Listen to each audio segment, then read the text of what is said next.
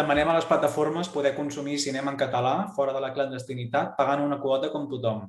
Així es defineix el compte de Twitter de doblatge en català, que ja compta amb prop de 22.000 seguidors i que gestiona en Miquel, amb qui ara podem conversar. En quina situació es troba el doblatge de pel·lícules i sèries en català?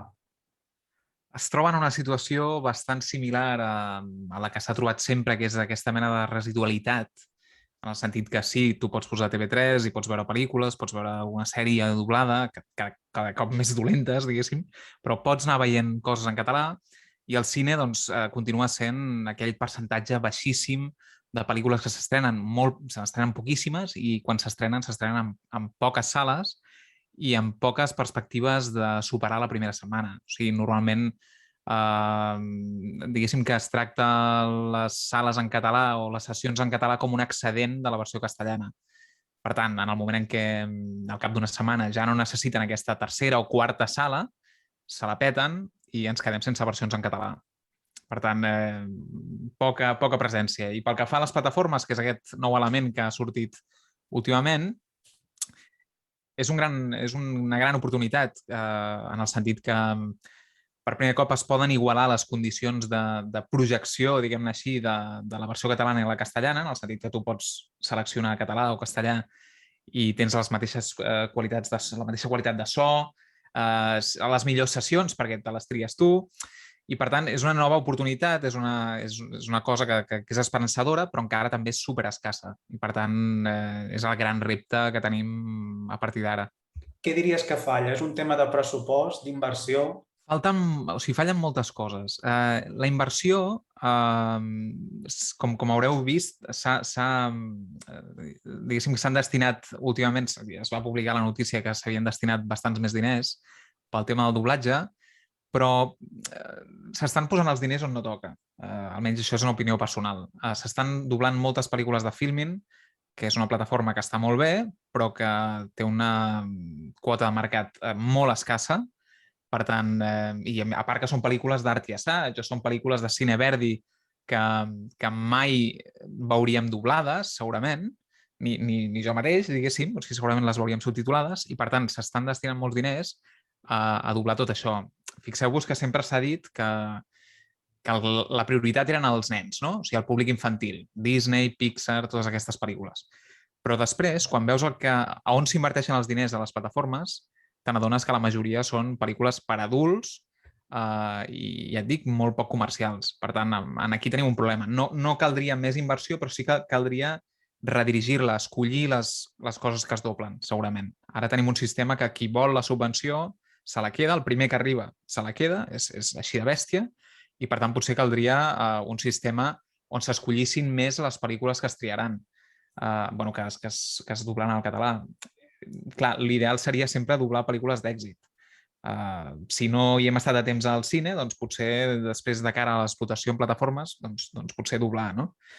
Però bé, això evidentment s'ha de negociar amb les plataformes i amb les distribuïdores, evidentment. Què ha fet malament la Generalitat i com hauria de revertir la situació el govern actual?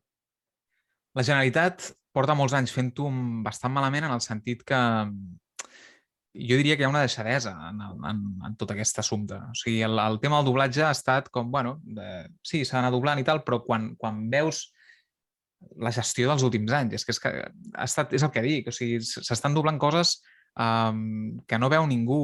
Tot el tema dels adolescents jo diria, ha desaparegut. O sigui, des del moment en què tothom està d'acord, no?, que s'ha de doblar Disney, que s'ha de doblar Pixar, tal. I també estem d'acord que hi ha algunes pel·lícules tipus Star Wars o tipus Indiana Jones que s'han de doblar perquè tothom sap que tindran èxit. Però després hi ha aquesta quota de mercat, que és els adolescents, que es dona per perduda o que directament no s'ha sabut... Jo crec que no s'ha sabut entendre que amb la desaparició del 3XL aquí hi havia un forat enorme. I la Generalitat continua fent com si no hagués canviat res. O sigui, com si només... Ara continuem doblant pel·lícules de nens, les pel·lícules d'adolescents que fa uns anys es doblaven, ara ja no es doblen, i per tant, jo crec que en aquest sentit el mercat adolescent ha patit moltíssim i llavors, i el que comento de falta d'estar-hi a sobre, de controlar què és doble, de controlar també la qualitat amb què és doble. Estem veient autèntiques animalades. I això, bé, és perquè ningú s'hi ha dedicat. Ningú està a sobre d'aquesta... El cas de Penguin Highway de fa uns dies, és evident. O sigui, per tant, hi ha feina per fer. Després hi ha un altre tema, perdona, que és tots els doblatges que ha fet TV3, on són? Els té TV3. I d'allà no surten. Sí que ells diuen que cedeixen els doblatges per qui els demani, però d'alguna manera caldria tenir una bona base de dades per saber què s'ha doblat. Què s'ha doblat allò des del principi de tot, fins i tot més enllà de TV3, també Televisió Espanyola. Què s'ha doblat? I a partir d'aquí intentar recuperar tots aquests doblatges, convertir-los a format digital i posar-los en mans de les distribuïdores, perquè al final les plataformes el que fan és demanar els àudios a les distribuïdores. I això no s'està fent o no s'està fent bé. Per tant, cal molta feina també a casa nostra. Més enllà de demanar a les plataformes que ens facin cas, cal molta feina també aquí. De fet, ara que comentaves el problema amb el públic infantil arran de la desaparició del 3XL, el director de TV3 va comentar que eren necessaris uns 8 milions per reformular el canal Super 3. Què en penses? Seria millor dotar una plataforma digital amb pressupost que apostar per un canal en obert com ara existeixen? Hi ha molta gent que comenta que caldria una plataforma de productes en català, sense comptar que, evidentment, hi ha un tema de drets molt, molt important. I, per tant, segurament, com que estaríem parlant de diners públics, ens trobaríem amb els mateixos problemes de TV3. Per tant, és absolutament inviable, això, el de crear una plataforma preparada. Jo seria partidari, veient cap on s'ha desplaçat el mercat, de doblar per a les plataformes. O sigui, no gastar molts diners en tenir els drets durant 2-3 anys. En aquest sentit, estic bastant d'acord amb el que va dir en Sanchis. Òbviament, no comparteixo algunes de les formes de com va dir, la pretensió imbècil, però entenc perfectament per què ho deia. O sigui, és veritat, i jo soc d'una generació que veia en Bola de Drac i que el Doctor Slum i tal, tot això no tornarà perquè hi ha molta més oferta. Per tant, aquelles grans modes o cada cop és més difícil, cadascú va més al seu rotllo, no? Per tant, el que caldria fer és començar a doblar, o sigui, aquests diners que invertiria TV3 en comprar aquests drets, destinar-los a doblar. Crec que seria bastant important doblar per plataformes. Si Netflix té Bola de Drac Super, doncs doblar Bola de Drac Super per Netflix. Evidentment cal reforçar molt més les relacions amb aquestes plataformes i cal potser subvencionar-les també, com s'havia fet amb els cinemes. Els cinemes, allò, quan passaven una pel·lícula en català, rebien una subvenció. Per què no es planteja això? No podem pretendre que les plataformes amb seu a Amsterdam, com és el cas de Netflix, per exemple, o als Estats Units, en el cas de Disney+, no podem pretendre que facin política lingüística. Llavors el que hem de fer, jo crec, sentint-ho molt, és subvencionar. Ja que el canvi legal sembla que és impossible, doncs subvencionar i intentar, no sé, arribar a acords, molts més dels que tenim ara. Podríem dir que el problema és que el català no té un estat que el protegeixi? Bé, això és evident. O sigui, és evident, però, per altra banda, tenim un ministre de Cultura que és en Miquel Iceta, que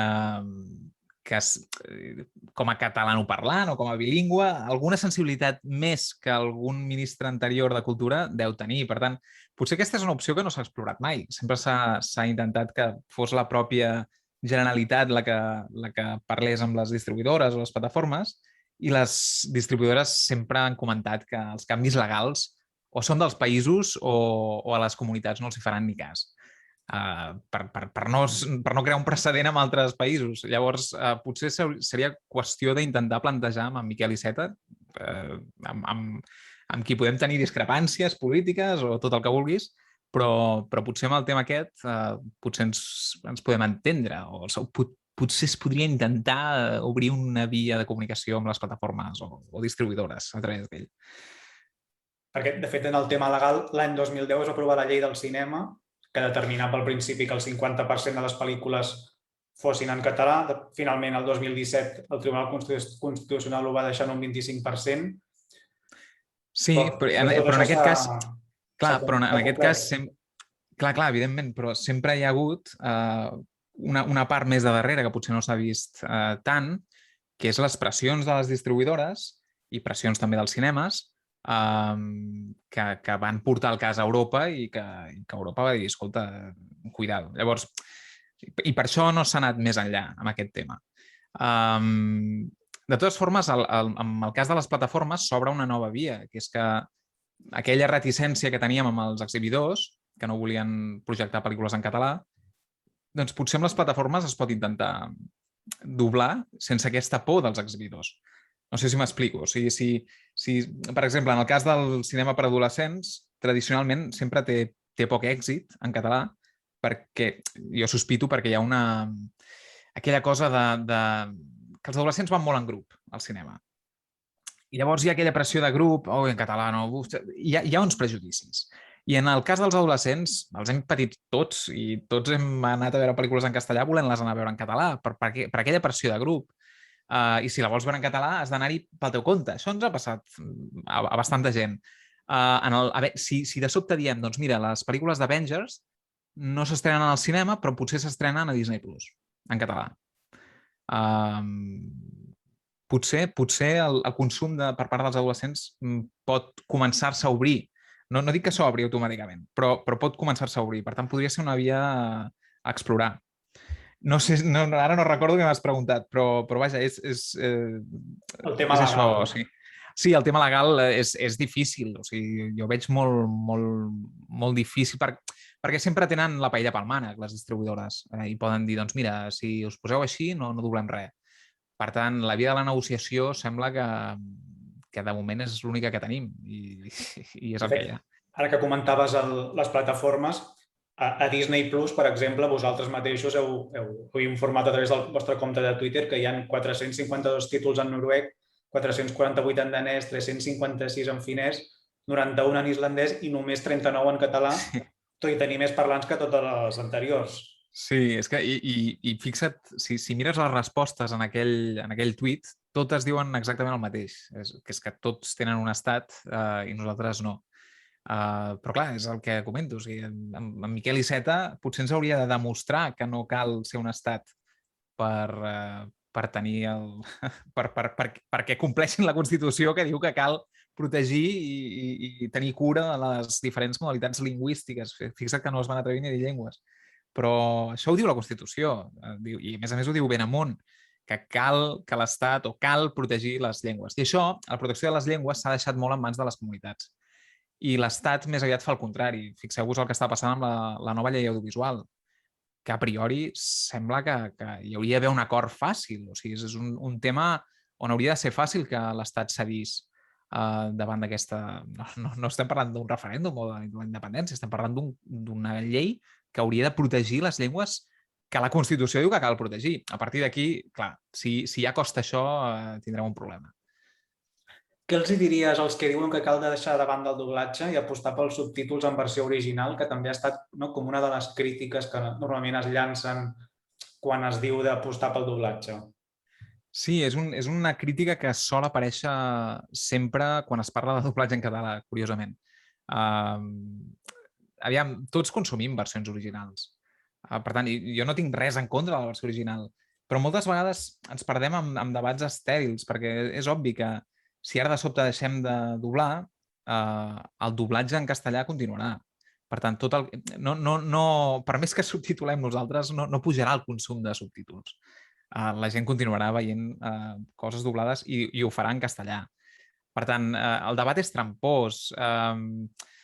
Clar, a l'hora de comparar les versions, jo sempre dic que la versió original és la millor, per definició. Però la versió original és sense subtítols. O sigui, la versió original, si tu l'entens, és la millor experiència. Ara, si tu no entens la llengua i has d'anar llegint, el que no serà bo serà l'experiència.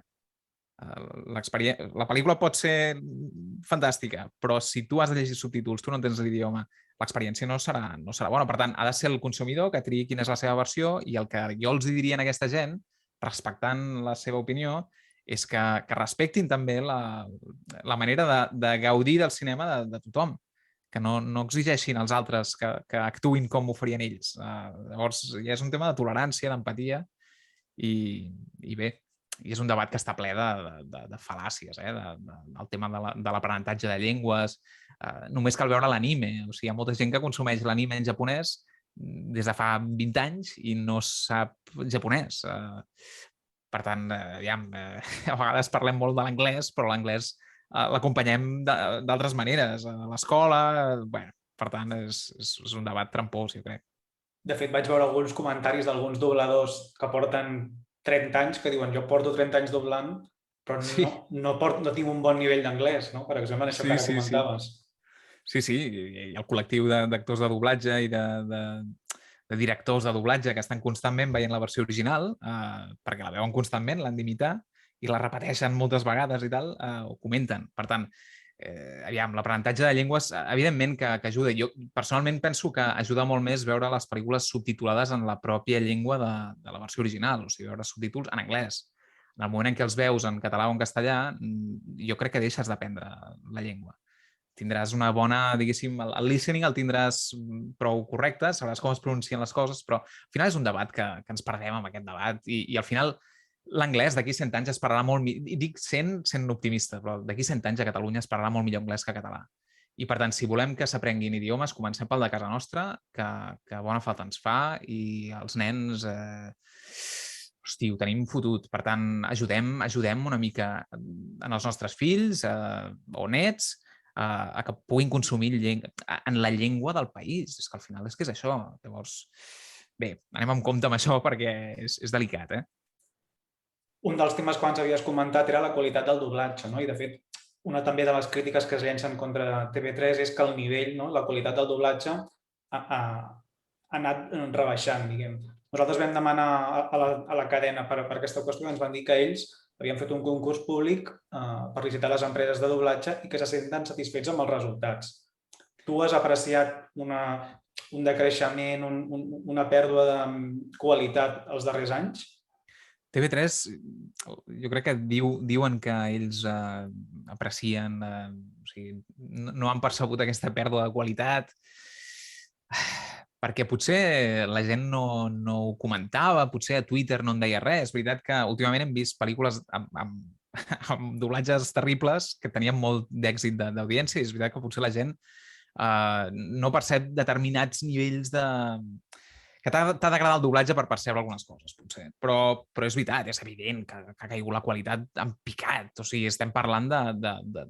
Ara ja és molt evident. O sigui, ara fa uns anys potser encara no, però ara ja estem parlant que, ostres, hi ha un estudi que és de Sabadell, un que és de la Garriga, que els grans estudis de Barcelona ja no doblen per TV3, és evident, i ara encara queda Techmaker, que és SDI, però potser... Escolta, potser d'aquí a la propera ja directament ni entren, perquè entra qui ho fa més barat. Això és gravíssim. És gravíssim pel que comporta per la percepció del doblatge en català. O sigui, aviat serà percebut el doblatge en català. I mira que la gent té prejudicis amb el tema del doblatge en català, però encara serà més percebut com una cosa cutre i com una cosa horrible que perjudica després la percepció que tindrà quan hagi d'anar al cinema a veure-ho en català o a l'hora de seleccionar el català en una plataforma. I TV3 no està calibrant bé aquest risc, i és un risc molt real, que ja s'està produint ara.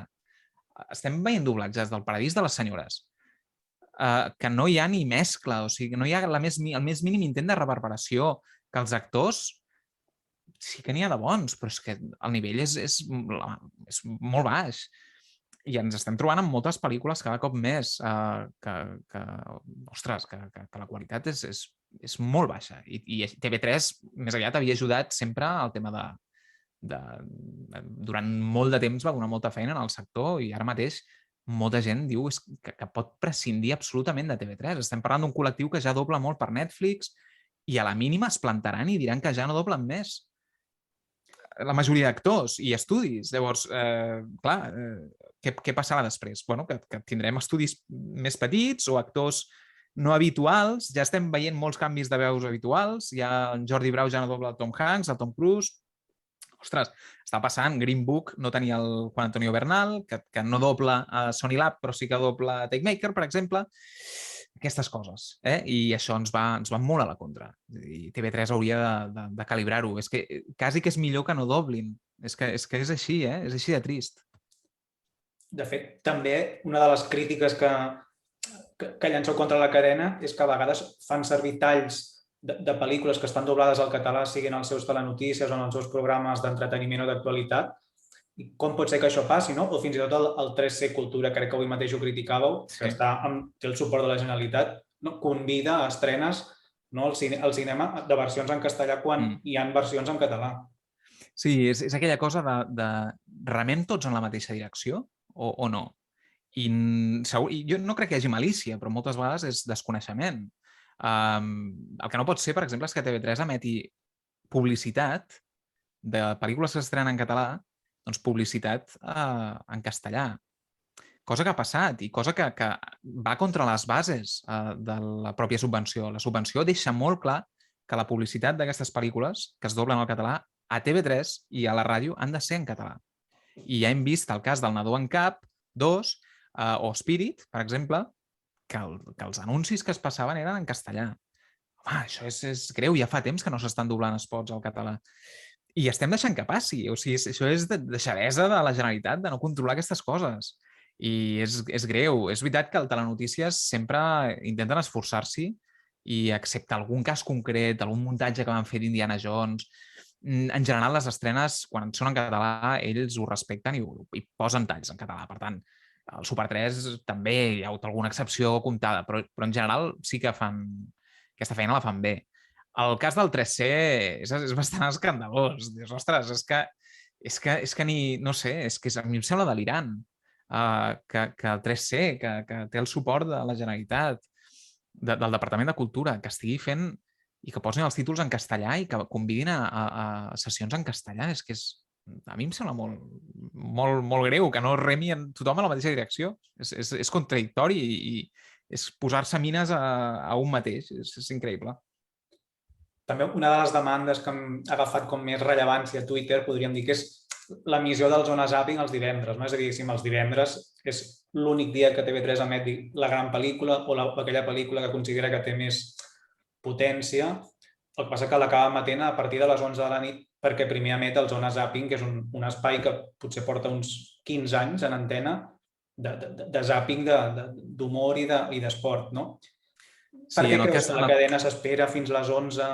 En el cas del Zona Zapping, jo crec que sempre es comenta que no hi ha diners, no?, pel 3XL, o no hi ha diners, que al final és per defensar la llengua. I per què? No hi ha diners? Doncs perquè s'ha de pagar la plantilla. És una plantilla, s'ha explicat moltes vegades, que és exageradament gran, que es va fer en un moment en què el sector audiovisual català no existia, per tant, s'ho havien de fer ells mateixos, i allà s'ha quedat i tot s'està externalitzant. Fixeu-vos que el prime time, la majoria, és tot externalitzat. Joc de cartes, Magnòlia, l'APM és alguna pregunta, a Polònia és el minoria absolut. Vull dir, tot és externalitzat. I el Zona Zapping és intern, és de la casa. I ja em corregiràs tu, però jo crec que a menys que de sobte hi hagi algun programa de nous formats i tal, és de les poques coses del prime time que té TV3 intern, fet per gent de la casa. Clar, és gent que d'alguna manera ha de justificar el seu sou o... Jo ja ho entenc, però clar, això va en contra de la normalització del català.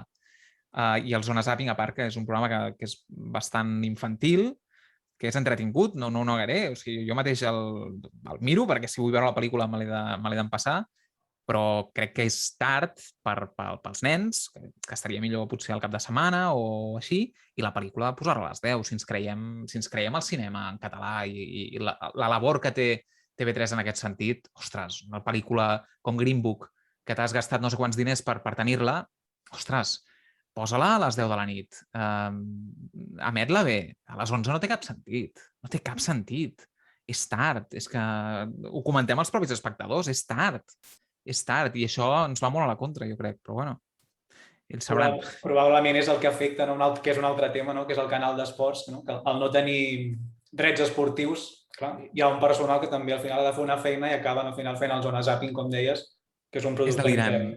Sí, però l'Esport 3... I fixa't que, mira, el Zona Zapping, si es fes un 3XL nou, i parlem del 3XL i a vegades ens imaginem el que era abans. Jo sempre penso que seria millor una mena de Twitch, o sigui, visualitzar el 3XL com una mena de Twitch, com una mena de saló un espai polivalent on la gent jugui a videojocs, hi hagi un sofà, no una taula, res de taula, però una cosa bastant informal, i que per allà vagin passant diferents persones a parlar de sexe, a parlar de música, a parlar del que sigui. Això no és car, això és bastant barat. I tindria més èxit que l'Esport 3. Hosti, l'Esport 3... Però el Zona Zapping podria funcionar en aquest 3XL, o sigui, aniria bé, diguéssim. I dius, ostres, a mi em sembla que l'Esport 3 és un despropòsit, és evident, i respon a això, en el tema de la plantilla desmesurada i donar-los alguna sortida, però és que no té cap sentit, és lamentable. Per acabar en positiu, et diria que els diries als espectadors que poden fer a nivell individual per ajudar, no, tot aquest tema del català i que molts espectadors diuen com puc ajudar jo des de casa meva? Doncs moltes vegades, jo crec que el valor del canal de Twitter de doblatge en català no és el que s'hi pengi o el que... No, jo crec que la gràcia, el valor que ha tingut, és que de sobte la gent fa pinya amb aquest tema. O sigui, de sobte molts hem passat de sentir-nos sols a sentir un sentiment de col·lectivitat, ostres, jo penso igual, a mi m'agrada en català, on la podem veure, on la podem descarregar, aviam, no? I, per tant, el sentiment de col·lectivitat és molt important en aquests casos. Va passar el 15M, va passar amb la independència en alguna manifestació, allò que de sobte la gent començava a cridar independència i dius, hosti, no som els únics, no? Doncs en el cas nostre és el mateix i cada cop som més i això és molt útil. Llavors, què pot fer la gent? Compartir l'experiència, sempre dic el mateix.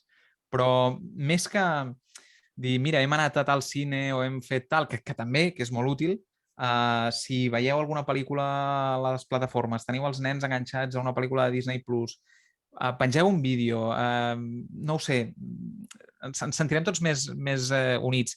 I jo diria més, si la gent vol fer demandes, demandes no a nivell de denúncies, però peticions, queixar-se, per què no hi ha aquesta pel·lícula en català, per què, no sé, que ens enviï el vídeo, li donem difusió i com més en tinguem millor, que es vegi que hi som, que existim i que se'ns ha de tenir en compte. Sí, de fet és un públic que existeix, no? I que fins i tot ho demostren les audiències, que malgrat la pel·lícula que s'emet, no? Que no serà ni la més nova ni la més potent, malgrat els horaris i malgrat el doblatge, fins i tot a vegades lideren pel·lícules en català, allò que deies, des de casa, no? Que potser sí que el cinema en grup és una cosa que costa pels prejudicis, però després cadascú a casa seva, si la pel·lícula m'agrada i em sento còmode, la veuen i la veuen en català sense cap problema. I com dius, jo crec que la vostra existència ha ajudat molt això en xarxa, no?